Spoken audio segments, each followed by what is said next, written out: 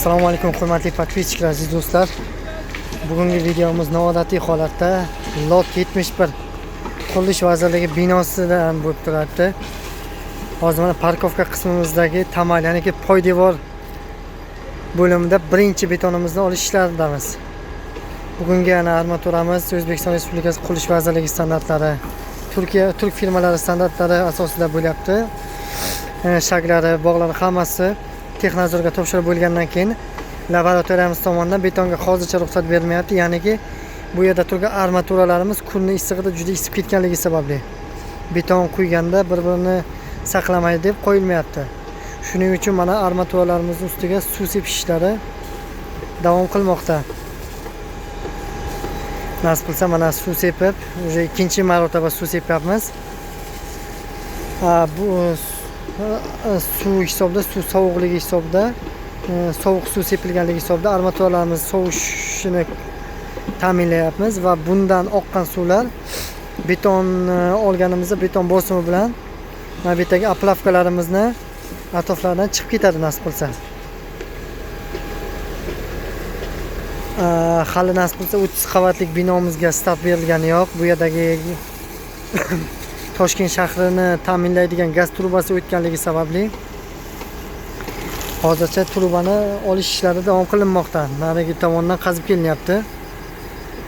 Trubalarni polnisida o'chirib qazishga ruxsat bergandan so'nggina nasib qilsa 30 etajlik binomizga start beramiz.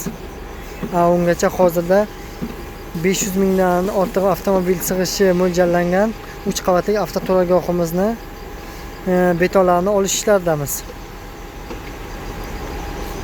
Bu tomonda vazirlik binosining kirish qismlari, endi resection, axrana degandek kiradigan xodlarimiz, ma'muriy binolarini bir qismi 3 qavatlik binolarimiz qurilishi tugallandi. Bugundan nasib qilsa parkovka qismimizda o'tdik. Nasib shu yozni tugaguniga qadar parkovka qismimizni yarmidan oshiqga borsak,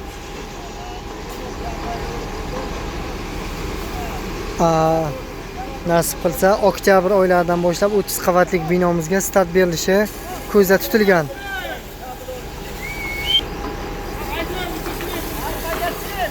Shu yerda nasib qilsa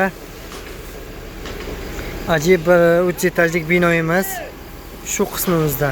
Bu yerda 500 mingdan ortiq mashinaga xizmat qiladigan avtoturargoh va bu yerda yana qo'shimcha ma'muriy binolarimiz bo'ladi.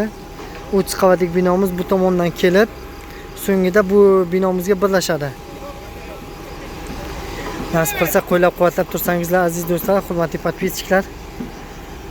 Sizlar bilan birgalikda stadionimizni va bu yerdagi lot 71 bo'limidagi qurilish binosini, Qurilish vazirligi binolarini birgalikda bitiramiz va sizlar bilan birgalikda hammasini uddalaymiz.